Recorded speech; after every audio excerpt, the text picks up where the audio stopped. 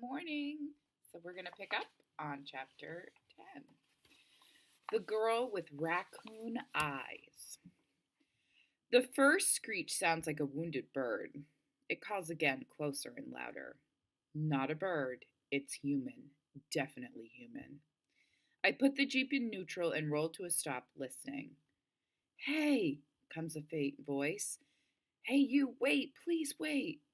A girl. At first I can't see her, and then she pushes her way through the tree branches, maybe 50 yards from the logging road, limping along as fast as she can, leaning on a stick, with a small backpack slung over her shoulder. Face covered with soot except for her eyes makes her look like a reverse raccoon. I leave the engine running and get out to help. She stumbles through the ferns, hurrying like she's afraid I'll leave her behind. I give her a shoulder to lean on. Not sure it helps because she's a head taller than me. Boy, does she stink of smoke and sweat. It almost got me, she says, panting. The fire last night. I ran and ran, no idea where I was going, just trying to get away. You're okay. I guide her to the Jeep. She collapses into the passenger seat and starts to cry. Great heaving sobs of relief. She wipes tears and soot from her face with the back of her hand. Sorry, I don't cry. Well, hardly ever, but I thought I was dead. And then I heard that beautiful motor sound. I was so afraid it would pass by before I could find it. Ran as hard as I could until I tripped and hurt my ankle. But you kept on running. I guess. She focuses on me as if seeing me for the first time. Excuse me, but are you old enough to drive? I'm doing okay. You're what, 12? Almost 13. Do you want to ride or not? And that makes her laugh. Oh, sorry for asking. It's not like there's any cops around to give you a ticket. Fire's coming this way. We best keep moving. I get behind the wheel and put the Jeep in gear. There's a jug of water in the back seat. Help yourself. Up until 3 minutes ago, I was on my own, the only human in the woods, or that's how it felt. I kind of liked it that way. Then this girl appears out of nowhere. Delphi Pappas. She's from Camp Calusa down the lake from Camp Wabanaki. 2 years older than me, broad-shouldered and way taller with a long dark ponytail. She's big, strong, and solid. The kind of girl you'd want on your sports team. As we bounce along the ruts, keeping a steady pace, she raises her voice above the noise of the engine and thanks me for stopping. No problem. Is this your Jeep, she asks. What are you doing out here? I tell her about going back for my phone and missing the bus and stumbling into the lumber camp. That's where I found the Jeep. It saved my life, and I guess I saved it too, because the lumber camp went up in flames. What about you? She looks away. I was out in the woods last night before the fire. Yeah? I was texting someone, and then it was really late and I got totally lost in the dark. Had to drink water from this disgusting mucky pool. Next morning, yesterday, right? I could see the camp through the trees when the sun came up, and I almost made it. The fire came wicked fast. She nods quickly. All I could do was run. Never been so scared in my life. Calusa, that's a survival camp, right? Fitness, mostly sports. But for me, it was track and volleyball, which I guess probably saved my life, the running part. So where are we heading?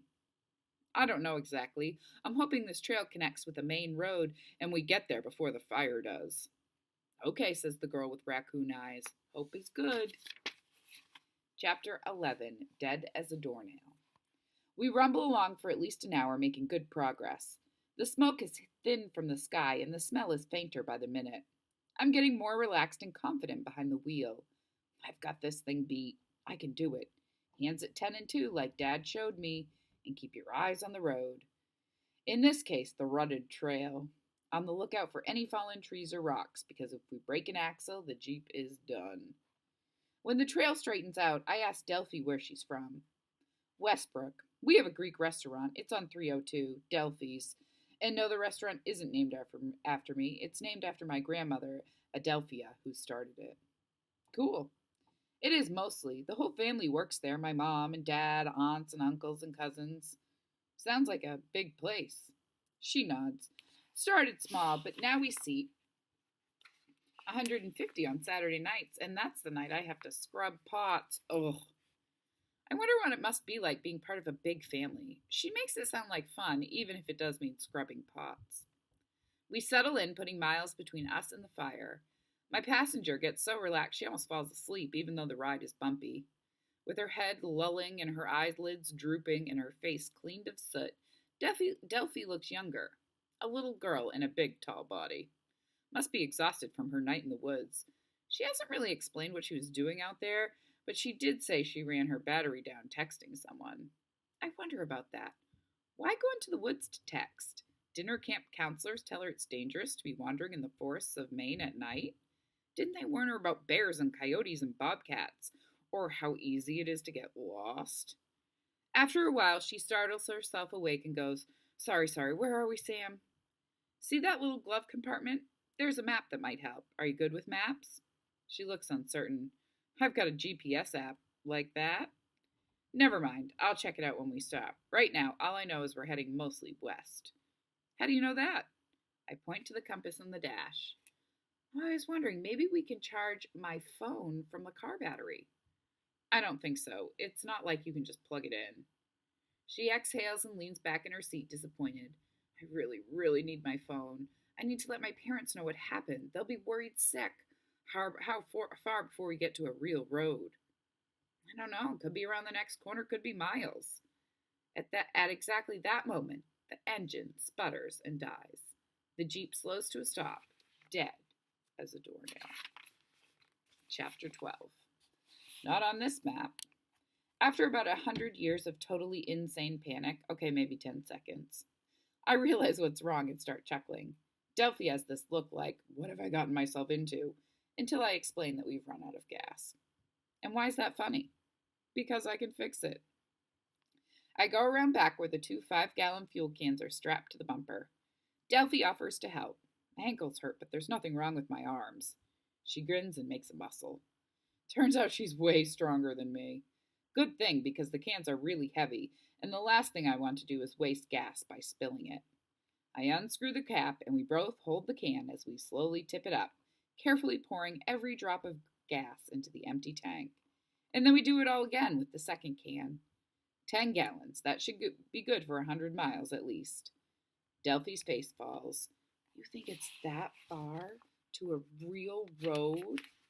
Hope not. Let's look at the map, see if we can figure it out. I take the old map out of the glove box and unfold it on the hood. The air is hot and heavy, and although there's no strong smell of smoke, the air is still bad, so breathing is a chore. Sweat is running into my eyes, and I have to blink it away before I can see the map clearly. I'm disappointed it isn't like the trail maps Dad taught me to read at Baxter State Park. At first, it looks like a bunch of squiggly green lines. The faded printing identifies it as a topographical survey, but I'm not sure what that means exactly. I bet you do, from Mr. Ledbetter. Delphi leans over the map, squinting through her thoughtful brown eyes, and announces that the lines are marked for elevation. Elevation, I ask. How high above sea level, see? As soon as she says that, the map suddenly makes sense, like one of those trick puzzles that snap into place once you know the secret. The squiggly green lines trace the shape of the land and lakes and mountains. The lines are close together where the mountains are steep and far apart where the ground is flat or where there's water. I lean over the map. Wabanaki Lake. My camp and your camp are on the same lake, right? If we can find it on the map, at least we know where we started. The printing is tiny and faded, but we eventually identify the long, skinny shape of the lake. There are no markings for the summer camps located along the shoreline, but the map is old, and maybe the camps are more recent, or maybe they just didn't bother marking them down. Delphi must have really sharp eyes because she's the one who spots the faint pencil lines. Could this be the logging road, she asks? The pencil markings run east and west across the map, following the lower elevations, the flat land. At one end, there's a smudged X, and the other end continues to the far edge of the map. Yeah, I think you're right. It makes sense if the X is the lumber camp, so we'd be somewhere in here. I place my finger on the smudged pencil line. So where does this connect to a main road? It doesn't, not on this map. Delphi sighs, her round face concerned. We're really in trouble, aren't we? Yes, but if we keep But if we stay ahead of the fire, we'll be okay. That's the main thing. Keep ahead of the fire. It's summer, so we're not going to die of exposure as long as we have water. And we have food for at least 5 or 6 days if we don't pig out. Delphi's eyes get even bigger. For real? You have food? I show her the crates in the back seat. Beans, beef stew, frankenbeans, spam, tuna fish. She picks up a can, makes a quirky face. Are you serious? Bread in a can? I nod. Brown bread, almost like cake. It's really good, especially with butter. Not that we have any butter. Huh? She looks over the collection. Lots of beans. Beans are nutritious. Besides, this is Maine. We practically invented baked beans. For some reason, that makes Delphi laugh, and then she gets serious. Could you, open a can? I'm starving. You choose. I recommend the beef stew. We don't have spoons, so she sips the beef stew right from the can as we drive along the logging trail, keeping a safe distance between us and the fire, at least for now.